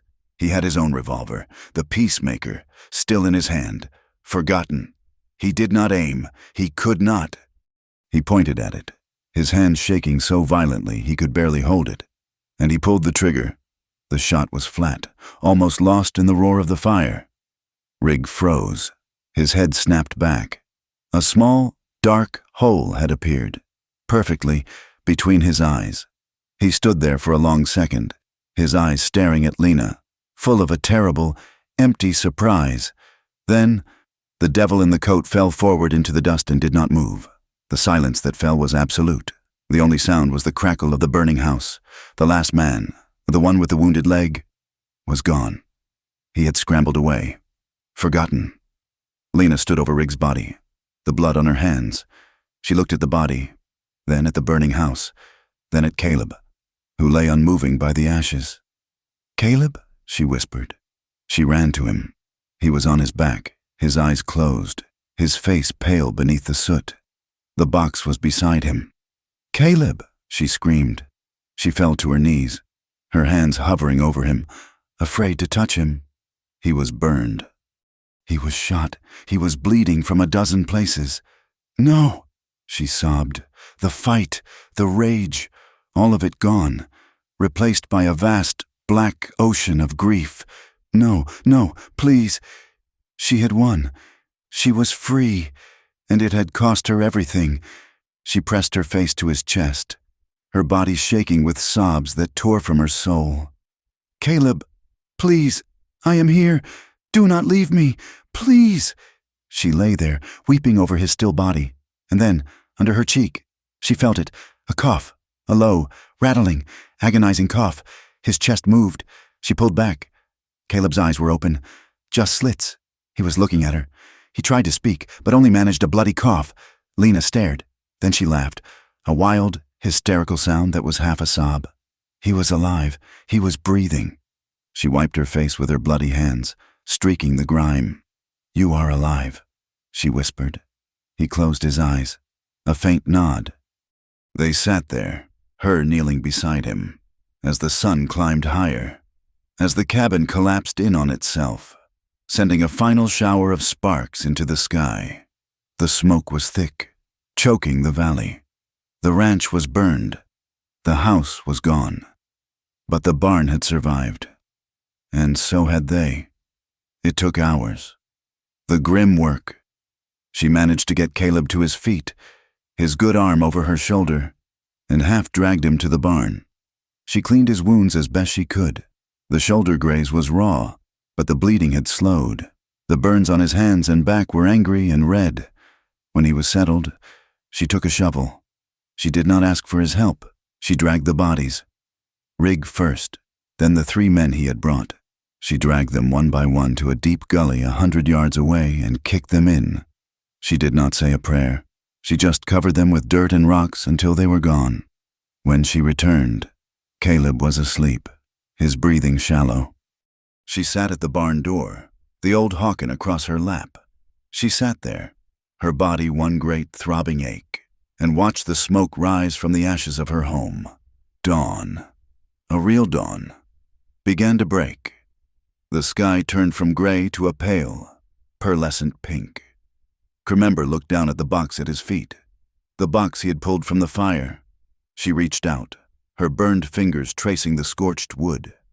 She did not open it. She just sat, wrapped in a buffalo robe, her wounds wrapped in rags, and waited for the man she loved to wake up. It was a full week before the law arrived. A week of living in the barn, of breathing the stench of ash that coated every surface, of listening to the wind whistle through the skeleton of the burned-out house, a week of healing. Caleb's burns were raw, his hands wrapped in rags soaked in the last of their lard. His shoulder was a stiff, agonizing knot, but he was alive. Lena, too, was healing, but her wounds were older, deeper. She was quiet, her eyes haunted, but the terror was gone, replaced by a profound, bone-deep weariness. When Sheriff Garrett finally rode into the valley, he came with 2 deputies, heavily armed. Expecting a war, he found only ruin. He was a tall, tired-looking man, his face leathered by the sun, his eyes having seen too much. He found Caleb by the corral, trying to repair a section of the fence with one good arm. "Mr. Vance?" the sheriff asked, dismounting. Caleb just nodded. "We got your letter. Well, part of it. A rider found it on the trail. Must have fallen from your pocket." Caleb looked at him, confused, then realized the letter he had written and left on his desk. "The fire." "No," Caleb said, his voice a rasp. "This is what you need." He walked to the barn and retrieved the scorched wooden box. He handed it to the sheriff.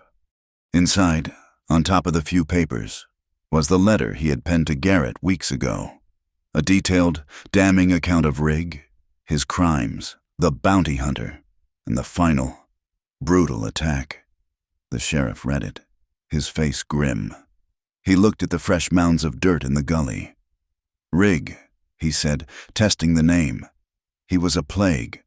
We have been chasing whispers of him for 5 years. Never could pin him." He looked at Lena, who stood in the barn doorway, watching. He looked at the ashes of the house. "You are sure it was him?" Lena stepped out into the sun. "I put a knife in him," she said, her voice flat. Caleb put a bullet between his eyes. It was him. Garrett looked at her, at the shorn hair, the burns on her face, the deadness in her eyes. He nodded slowly. "Well," he said, closing the box, "seems to me this was a dispute that resolved itself. My report will say, Mr. Rig and his associates met their end resisting a lawful inquiry." He handed the box back to Caleb. He did not want it. He did not want to be involved. But the law is just a report. The wind is a faster messenger. News spread, carried by the lone, terrified survivor of Rig's gang, the one with the shot-up leg. It spread from the saloons in Socorro, where Jed told his story, and from the bounty hunter. Who told him? The story became a legend, twisted and turned. In some towns, Caleb Vance was a hero, a quiet rancher who had stood against a demon, a man who had fought for the sanctity of his home. But in other places, the story was darker. The whispers followed Lena. She was not a victim. She was a curse. She was Riggs' whore, a woman so steeped in sin that she had brought hell down on a good man's ranch. The women in the general stores crossed the street to avoid her. She was trouble. The kind of trouble that got men killed and houses burned. They could not stay. The ranch was ash. The water in the well tasted like it. The ghosts were too thick. Caleb would stand on the hill, looking at the small, crude graves of his wife and son, and feel the new grave staring at his back. I cannot breathe here anymore," Lena whispered one night, as they sat by a small fire in the lee of the barn wall. Caleb looked at the ruins. This land had taken everything from him. Twice. "Neither can I," he said.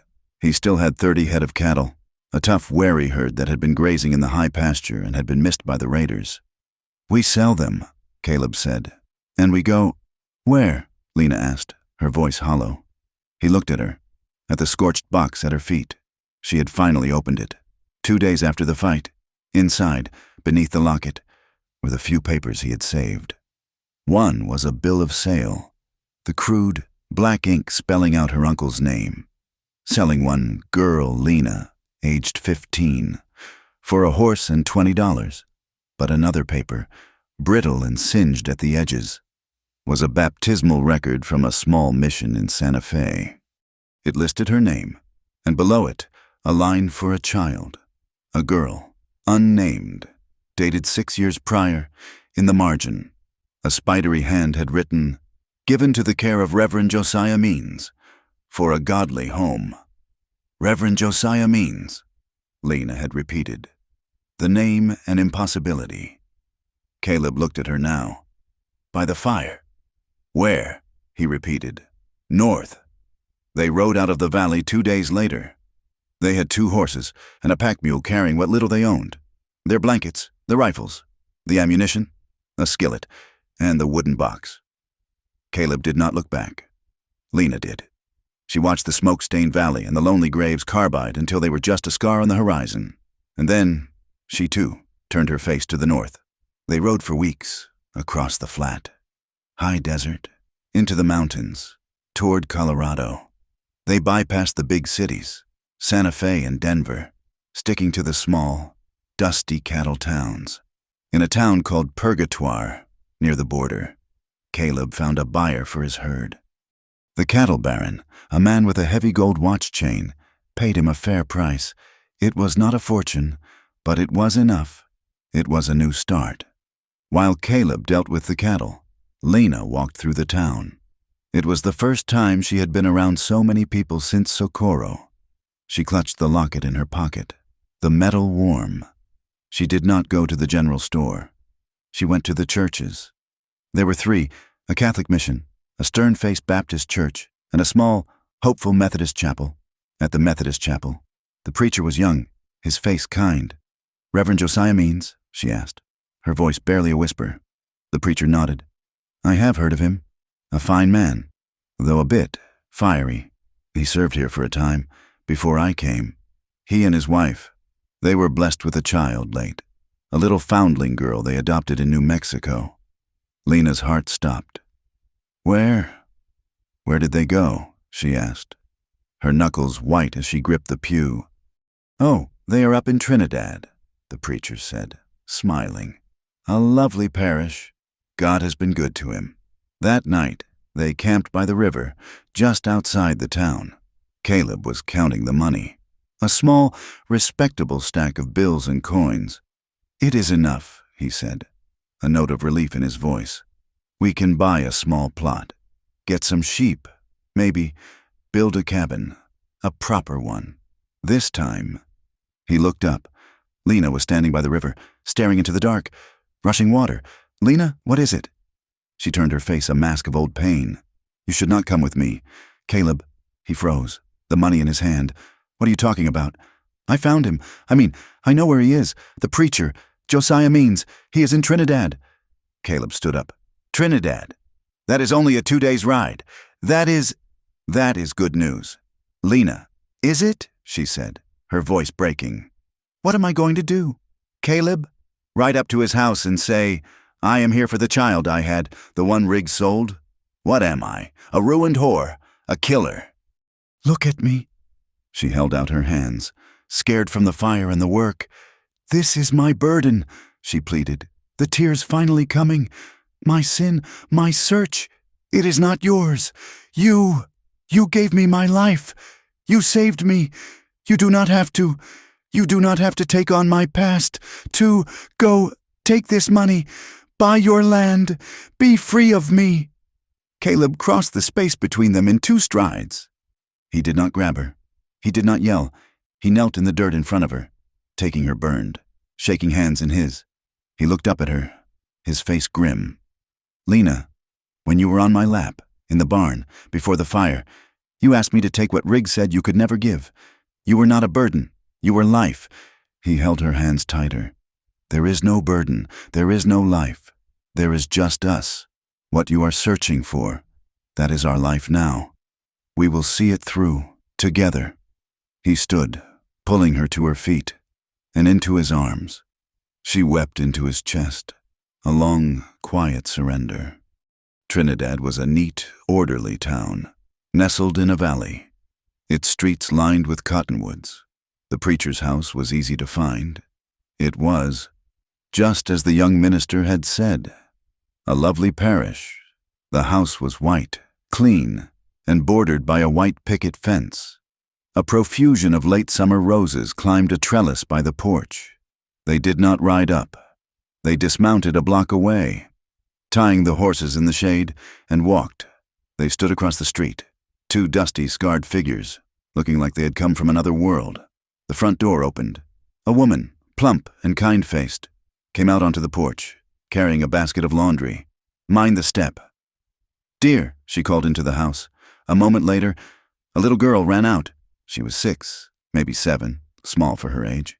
She had dark, flyaway hair, cut short in a practical, childish chop. She wore a clean blue dress. She ran into the garden, her bare feet kicking up dust, chasing a bright yellow butterfly. She laughed, a sound as clear and bright as a bell, and then turned, looking back at the woman on the porch. In that instant, she stopped, her head tilted, and looked toward the street, as if she sensed them, as if a ghost had whispered her name. Her eyes. Lena made a sound, a low, strangled gasp, and she clutched Caleb's arm so hard her nails dug in. They were her eyes, wide, intelligent, impossibly curious, a piercing, vibrant hazel. Lena's legs gave out. Caleb caught her, holding her upright. She wanted to run. She wanted to scream the child's name, a name she did not even know. She wanted to tear down the fence and steal her back, but she watched.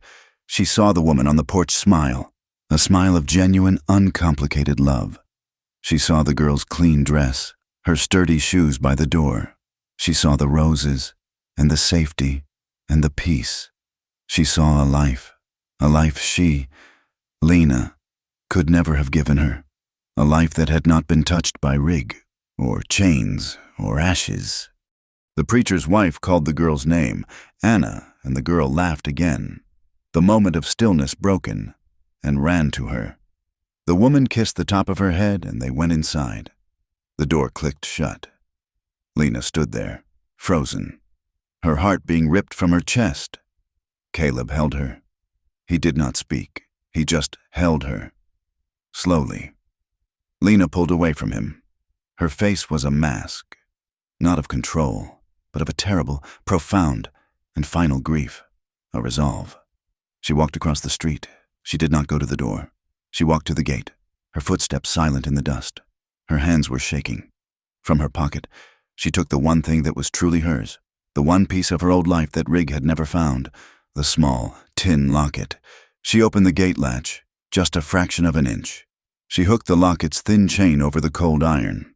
It hung there, glinting, a tiny, secret offering, a piece of her, left behind, a mother's desperate, silent prayer. She turned and walked back to Caleb, her back straight, her eyes clear. She did not look back. That night, they camped high in the hills, far from the town. The fire was a small, bright point of warmth in a vast, cold darkness. They sat in silence for hours. Caleb made coffee. Lena just stared into the flames, her face illuminated, her eyes seeing a garden, a white fence, a little girl's laugh. Finally, she turned. She unrolled their bedroll and lay down, but she did not sleep. She waited for him. When he came, she wrapped herself in his arms, pressing her face so hard into his chest it hurt. He could feel the tremors running through her. "You saw him," she whispered, her voice a thread. "You saw Rig. You looked into the devil's eyes, and he was winning. The house was burning. You were hurt, and you still chose me. You still came back for me." Caleb's arms tightened around her. He held her as if she were the only real thing in the world.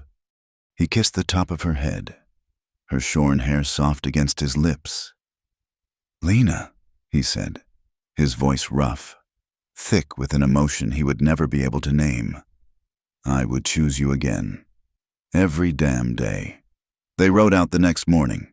The sun was rising, painting the mountains in hues of gold and purple. The smoke from their campfire, and the smoke from the ranch, and the smoke from all the burned-out pieces of their past was far behind them.